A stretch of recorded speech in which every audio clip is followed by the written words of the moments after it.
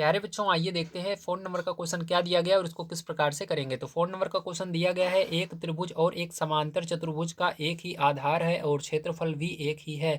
यदि त्रिभुज की भुजाएं 26 सेंटीमीटर, 28 सेंटीमीटर और 30 सेंटीमीटर हैं तथा समांतर चतुर्भुज 28 सेंटीमीटर के आधार पर स्थित है, तो उसकी संगत ऊंचाई ज्ञात कीजिए। तो चलिए देखते हैं इस क्वेश्चन को किस प्रकार से किया जाएगा। तो देखिए, सबसे पहले हम देखेंगे त्रिभुज में। ठीक है, त्रिभुज की हमको तीनों भुजाएं पता है। ए बराबर 26 सेंटीमीटर दिया गया, बी बराबर 28 सेंटीमीटर दिया गया, सी बराबर 30 सेंटीमीटर दिया गया। ठीक है, तो यहाँ पर क्या करेंगे, हम इसका अर्ध परिमाप निकालेंगे। तो लिखेंगे अर्ध परिमाप बराबर, तो अर्ध परिमाप बराबर आपको पता है फॉर्मूला होता है ए प्लस बी प्लस सी बटे में 2। ठीक है, तो यहाँ पर ए क्या है आपका, ध्यान से देखिए।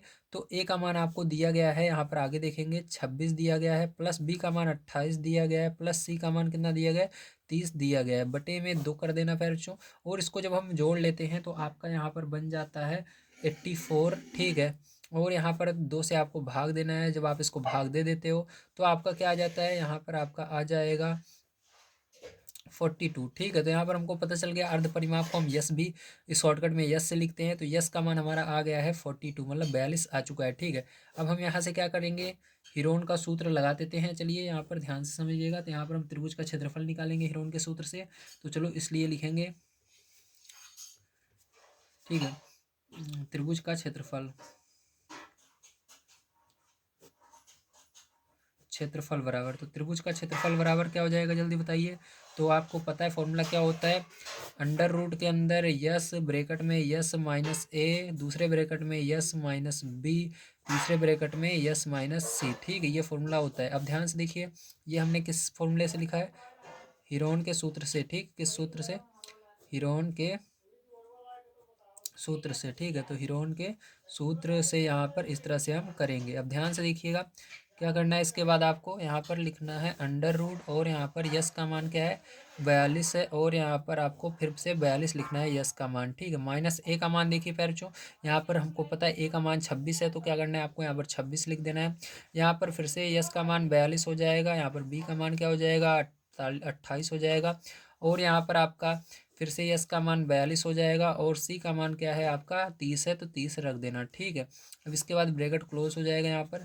अब आगे इसको सॉल्व करते हैं, तो यहाँ पर क्या हो जाएगा आपका अंडर रूट के अंदर 42। ठीक है, और यहाँ पर आपका इसको माइनस कर देना है। ठीक है, जब आप इसको माइनस कर लेते हो तो आपका कितना आएगा, यहाँ पर 16 बचेगा, गुणा लगाकर 16, क्योंकि ब्रैकेट की जगह आप गुणा लगा सकते हो। तो यहाँ पर भी गुणा लगेगा क्योंकि ब्रैकेट है। इसको घटा दोगे तो आपका कितना आ जाएगा, 14 आ जाएगा, और यहाँ पर इसको गुणा लगाकर इसको घटाओगे तो 12 आएगा। ठीक है, अब ध्यान समझना है आपको, क्या करना है इसको, अब इसको आपको तोड़ लेना है छोटे छोटे भाग में।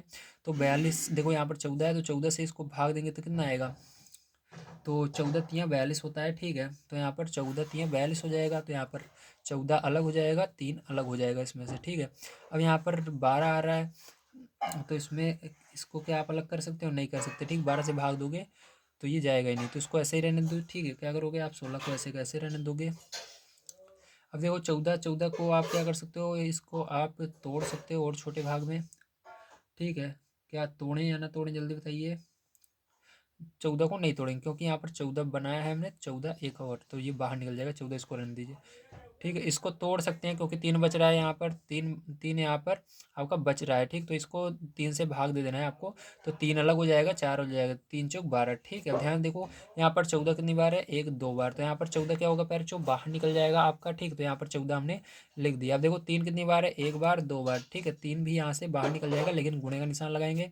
अब देखो यहाँ पर अंदर क्या बचेगा, 16 बच रहा है, और यहाँ पर 4 बच रहा है, तो इसको भी 16 को हम क्या लिख सकते हैं, 16 को हम 4 से अगर भाग दें तो कितना आएगा, 4 चौक 16, मतलब 4 गुणा 4, और ये 4 एक पहले से था। ठीक है, तो यहाँ से देखो 4 आपका 2 बार आ रहा है, तो 4 भी बाहर आ जाएगा, केवल एक 4 अंडर रूट के अंदर बचेगा। ठीक है, तो यहाँ पर आपका आएगा 14 गुणे 3। ठीक है, गुणा 4, और ये अंडर रूट के अंदर क्या बचेगा, 4। तो अंडर रूट के अंदर 4 रहेगा, तो इसका मतलब आपको पता है 4 को आप क्या लिख सकते हो, 2 गुणे 2 लिख सकते हो, तो यहाँ से 2 गुणे 2 इसको लिख दोगे। ठीक है, इस तरह से। तो यहाँ पर भी दो बार है, तो यहाँ से भी 2 बाहर आ जाएगा। ठीक है, तो चलिए आगे देखते हैं, इधर आगे देख लेते हैं। यहीं पर तो आपका यहाँ पर बनेगा 14 गुणा 3, गुणा 4 और यहाँ से इसके अंदर से 2 बाहर आ जाएगा अंडर रूट के, ठीक है। तो जिसका जोड़ा बन जाता है वो अंडर रूट से बाहर, तो इसको गुणा कर लेना तो आपका आंसर आ जाएगा त्रिभुज का क्षेत्रफल। तो चलो आगे देखते हैं त्रिभुज का क्षेत्रफल हमारा क्या आता है गुणा करके। तो देखिए फिर जो यहाँ पर जब हम सबका गुणा कर लेंगे तो आपका आ जाएगा 336, और यहाँ पर क्षेत्रफल निकाल रहे हैं, मैंने बताया था जो भी आपकी यूनिट रहेगी, ठीक है, जो भी आपको मान दिया रहेगा उसका स्क्वायर कर देना था। यहाँ पर सेंटीमीटर दिया गया तो सेंटीमीटर क्या करेंगे, स्क्वायर लगा देंगे, ठीक है। अब चलो ध्यान से देखना है आपको इसके आगे किस प्रकार से करेंगे। अब आगे हम देखेंगे प्रश्न अनुसार, ठीक है, प्रश्न के अनुसार हमको क्या करना है, तो ध्यान समझना है आपको। तो इसके अंदर आपको क्या करना होगा, इसके अंदर आपको चतुर्भुज का एक मान दिया हुआ है, आपसे ऊंचाई पूछ रहा है, ठीक है। तो यहाँ से क्या करेंगे, ध्यान से आपको समझना है पैरचो, यहाँ से आप, तो देखिए पैरचो यहाँ पर प्रश्नानुसार हमको क्या करना है, यहाँ पर जो त्रिभुज का क्षेत्रफल रहेगा उसको समांतर चतुर्भुज के क्षेत्रफल के बराबर करना है। तो अभी हमने त्रिभुज का क्षेत्रफल निकाला है, कितना आया है हमारा 336 आया, तो यहाँ पर रख देना बराबर। यहाँ पर समांतर चतुर्भुज का क्षेत्रफल का फॉर्मूला आपको पता होना चाहिए, आधार गुणे ऊंचाई होता है। तो यहाँ पर आधार हमको दिया गया है पहले से ही, ठीक, तो आधार गुणे ऊंचाई ये फॉर्मूला होता है इसका, ठीक है। तो देखो आधार हमको दिया गया है तो ये 336 ऐसे ही रहेगा, आधार आपको दिया गया है तो 28 लिख देंगे, आधार दिया गया है, और ऊंचाई आपको निकालनी है यहाँ पर, ठीक है। तो ऊंचाई यहाँ पर चलिए निकालते हैं। देखो इधर गुणे में है 28 जो इसके बगल में है तो इधर जाएगा बटे में हो जाएगा, तो ऊंचाई हम निकालेंगे। तो ऊंचाई अपना एक तरफ रहेगा और इसके तरफ से 28 दूसरी तरफ जा रहा है, मतलब इसके नीचे चला जाएगा, ठीक, इधर गुणे में है उधर बटे में चला जाता है। 336 के बटे में क्या हो जाएगा, 28 चला जाएगा। तो 28 पैर जो इसके अंदर जब भाग दे दोगे तो 12 बार में जाएगा, कितनी बार में जाएगा, 12 बार में। तो यहाँ पर हमारा ऊंचाई जो आएगा वो क्या आएगा, 12 आएगा, ठीक है। तो यहाँ पर ऊंचाई कह सकते हो या इसको संगत ऊंचाई, बात एक ही है, ठीक है।